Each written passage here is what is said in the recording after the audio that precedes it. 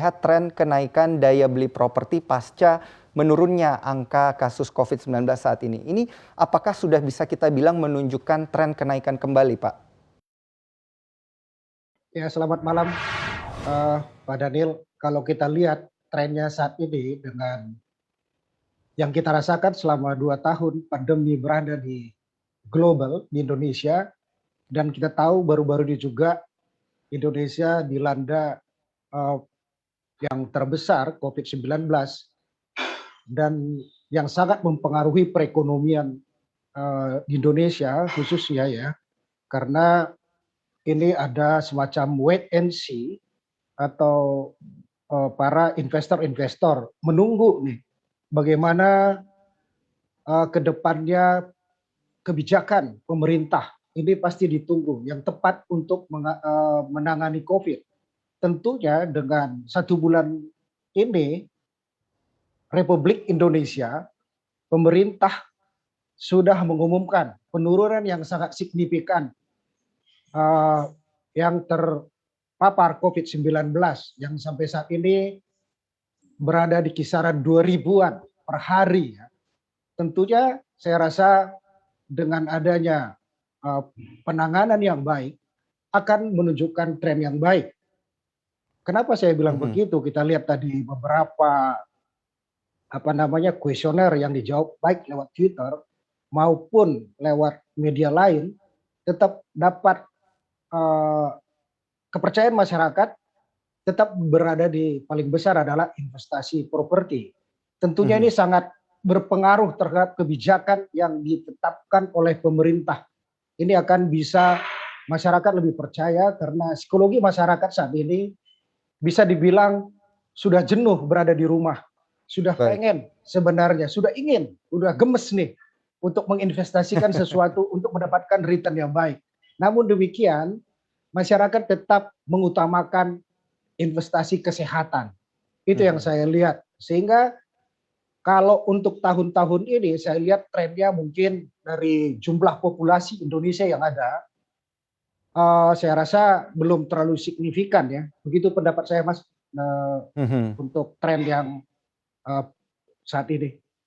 Baik, berarti masih belum terlalu signifikan ya. Nah, kita beralih ke Pak Ajib. Ini terkait dengan investasi. Apakah properti ini masih menjanjikan nih Pak Ajib untuk dijadikan investasi di tengah kasus COVID-19 yang masih melanda tanah air? Beberapa karakteristik atas properti yang ini perlu menjadi perhatian positif buat masyarakat terutama yang pengen investasi. Mas Daniel, paling tidak ada 3 karakteristik unik dari sebuah properti sehingga kemudian properti menjadi sebuah alternatif yang layak untuk menjadi investasi. Yang pertama adalah adanya suatu apresiasi nilai, di mana properti itu punya kecenderungan dia akan terus naik, kecuali dalam kondisi extraordinary. Jadi apresiasi value itulah kemudian bisa diharapkan, ibaratnya begini, properti didiamin pun tanah atau bangunan dia terus akan naik secara bagus itu. Terus yang kedua adalah adanya rental value atau sebuah properti itu bisa disewakan, sehingga kemudian properti itulah termasuk bagian income producing asset, yaitu aset yang bisa memberikan penghasilan buat pemilik properti itu sendiri. Dan yang ketiga adalah di mana properti ini bersifat collaterable gitu. Jadi bank itu sangat bisa menerima ketika investor sedang membutuhkan uang kemudian masukkan aset ini ke perbankan. Nah, dengan 3 karakteristik unik atas properti tersebut, maka kita akan sangat merekomendasikan bahwa properti adalah salah satu alternatif terbaik untuk menjadi alat investasi. Demikian Mas Daniel. Nah, sekarang terkait dengan bagaimana kondisi sekarang dengan adanya COVID-19 seperti ini. Tadi Pak Jansen sudah menyampaikan dengan sangat menarik dan saya menyimak dengan baik bagaimana masyarakat terus menunggu pemerintah itu terus mendorong insentif-insentif terbaiknya, baik insentif fiskal maupun insentif moneter. Di mana insentif fiskal misalnya dengan adanya perpanjangan PPN atau pajak pertambahan nilai yang menjadi DTP atau ditanggung pemerintah. Sehingga masyarakat itu tidak perlu membeli properti dengan beban tambah 10%. Misalnya, kita beli apartemen nilainya 1 miliar. Kalau sebelum pandemi, kita belinya itu 1 miliar ditambah 10%, ditambah 100 juta. Di mana 100 juta itu adalah pajak PPN yang dibayarkan kepada negara. Nah, karena kondisi pandemi seperti ini, dengan adanya kebijakan fiskal dari pemerintah, maka ini 10% atau contohnya kita beli properti 1 miliar tadi, 100 jutanya nggak usah dibayar. Sehingga secara tidak langsung itu menjadi penghematan, sehingga masing-masing dari investor bisa punya ruang likuiditas lebih.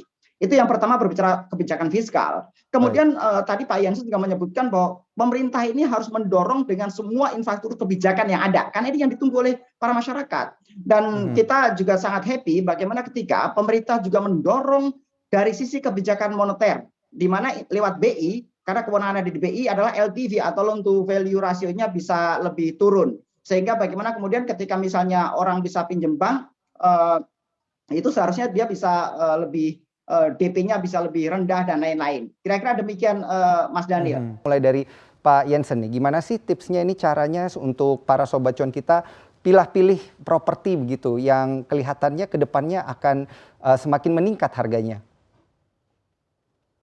Ya, jadi saudara cuan, kalau kita tips memilih supaya cuan adalah satu, kita lihat di mana lokasi properti tersebut. Baru kita lihat bagaimana situasinya, situasi demand yang ada berada di lokasi yang akan kita pilih. Tentunya ini harus diikuti dengan fasilitas yang ada di investasi properti yang kita pilih. Contoh, apakah row jalannya lebih dari 6 meter, terus fasilitasnya apakah ada fasilitas olahraga dan lain-lainnya. Itu sangat penting karena itu adalah sekarang menjadi kebutuhan bagi masyarakat. Dan kedua adalah harga. Harganya harus kita lihat, harus kita bandingkan antara satu dengan yang lain. Kelima, tipsnya yang paling penting adalah bagaimana status developer, bisa dipercaya atau tidak. Atau memang di suatu lokasi kalau kita bandingkan Bintaro dengan katakanlah dengan Cibubur, nah itu pasti ada perbedaan yang signifikan gitu. Itu artinya perbedaan di lokasi. Nah, dan kebetulan pengembangnya besar. Itu pun sangat penting harus kita perhatikan. Tentunya cek harga dan lain-lain, fasilitas itu yang perlu kita perhatikan. Terus salah satunya adalah tenor. Kalau kita mau beli secara kredit itu sangat penting karena itu berhubungan dengan bunga bank.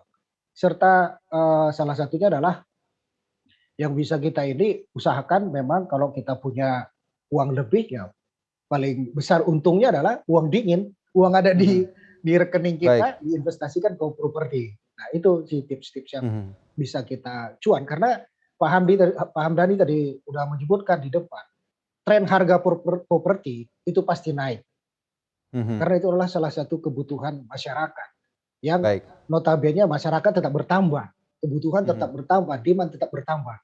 Nah itu tips itu harus kita ambil dulu yang pertama lokasi, dana yang kita mau investasikan, apakah kita mau tunai atau KPR, terus harga, serta fasiliti yang ada di properti yang kita investasikan dan jangan lupa infrastruktur menuju ke properti yang akan kita